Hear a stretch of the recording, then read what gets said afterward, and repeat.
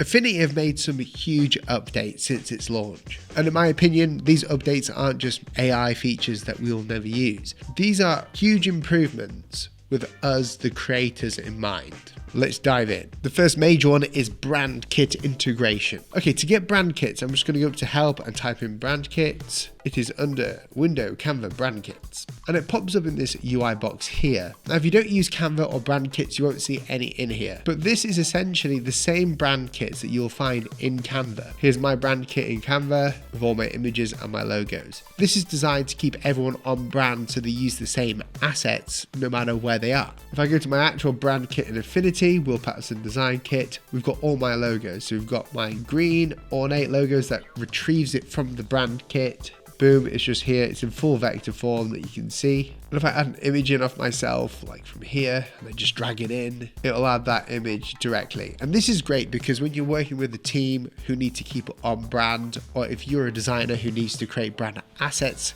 for people to use in Canva, it makes it super easy. So now when you're designing a visual identity or a logo and you need to give it to the client, you can create their own brand kit for them. There's no handing off. Let's create a little diamond logo here. Do something like this. Let's say that this is like a logo that people want. And now what you can do is you can actually just group it in, drag it into the brand kit and export it out. I'm going to export this as SVG for export. But instead of doing that, I prefer to highlight it, go up to this up here, SVG. When it says ask for location, go to Canva, choose the brand kit that you want, Will Patterson Design Kit logos, change the name, random logo. Looks good, export. What it'll do is it'll export it out and upload it straight to Canva into the brand kit. So when I go to my brand kit here, you'll notice that my SVG has appeared and I can bring it in, change its color to any brand color that we have. And now this is being disseminated across the whole brand kit. Everyone who uses this will have the same one. This works for colors, fonts, other graphics and textures as well. Number one, this makes it super easy to work together as a team, especially if you're the professional designer and other people on your branding team need to just have a place for presentations or to use the brand itself without breaking it. This makes sense. Feature number 2, integration with Claude. So Affinity have been working on an integration with Claude where you can automate things to do. And these come as scripts. So I can go into find scripts, so general and scripts, and it'll open up in this box here. So for instance, if I have a load of different artboards just scattered around, which happens a lot in my design work, and they're unorganized, I can actually go into Claude and ask it to fix that for me. Organize my artboards in Affinity. It's going to check the documentation and do some stuff, but it's connected to your Affinity, which is insane. What this is essentially doing is it's creating a script or a coding around in Affinity. So once it's gone through all of that, what it actually gives us is a script that we can reuse later.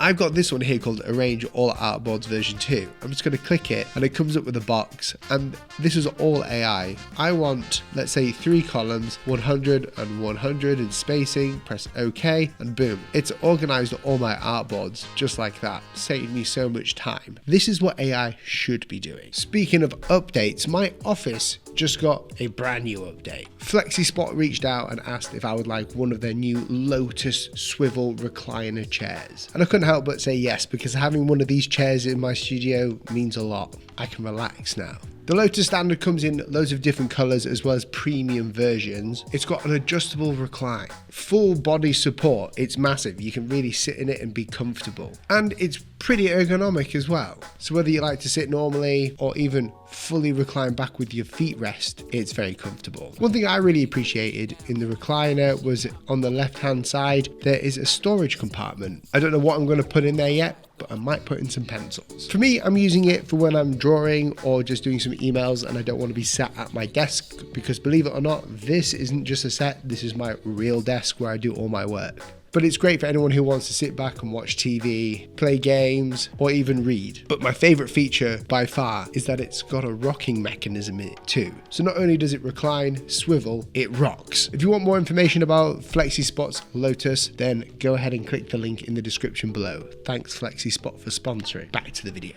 Another thing I really love is the fact that you can create things that you never thought were possible that you could create. With this Claude integration, I even made a Bezier visualizer the other day. So I can just highlight a shape, this circle, and click Bezier visualizer. I can choose all the colors. So curve overlay, let's choose it as red. Handle arms, let's go pink, copy that. Handle points, anchor points, we want black, and press OK. And when we've done that, if we zoom in, we've got ourselves a Bezier visualizer. So it actually visualizes the curves here. And Claude was able to create a script for me to do that because I like to do this a lot to show clients. So even for this, I can do it. Bezier visualizer, boom. It's created a visualizer effect for me here to show all my anchor points and all my lines instantly. And it created its own little group so I can hide it or show it. Notice how AI has just made things easier. It's just taken the boring jobs that I don't want to do and done it for me. I'm going to link in the description below Script Manager for Affinity because this is something you can download to submit scripts, download other people's scripts, and to play around with it. And one of them that I really liked was this bento board creator. All I do is press bento box generator, color fill, nope, press OK, and done. It's generated me a bento board easily that I can now start adding imagery to easily. You can do so much with this integration, but it's all about automating things that you don't want to do. It's not taking the work from you, it's not generating work, it's making the software, the Affinity software, work better for you. Now we all know about image trace. I've got an image here that's just pixels, as you can see, Affinity partner, something that I was drawing when I was over in America for Canva Create. If I select this, we go to vector, we can go to image trace, but the problem is it's a strange type of image trace. It's a literal one. It literally takes the white spaces and makes grays, which is not what we want. It's cool for some things, but not cool for everything. I just want the standard image trace. Well, Affinity now has it basically. It's called pixel selection to vector. I'm going to just command click on my lettering here to create a pixel selection. Vector, convert to curves, boom, straight away it's just converted that to curves. That's all vector now. It's not perfect, but it's there in vector. And you can even do this for silhouettes probably as well. I'm going to select this guy, we're going to go to vector, convert to curves, boom, it's created a silhouette in vector just really quickly. You can even use the brush tool, do some analog ink stuff here. Go to the layers, I'm going to select that layer and just do the same thing, just convert it to vector. And it's done a pretty good job.